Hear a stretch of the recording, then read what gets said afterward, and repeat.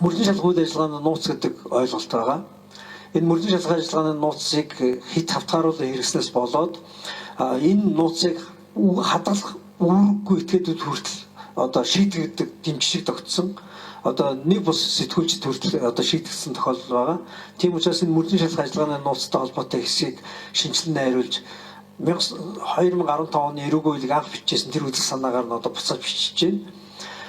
Мөрдөн шалгах ажиллагааны нууцтай холбоотой мэдээ сэлт гэдэг энэ ойлголтыг зөвхөн энэ нууцыг хадгалах үүрэг бүхий албан тушаалтнуудад хууль сахиулагч нарт одоо үүрүүлж байна.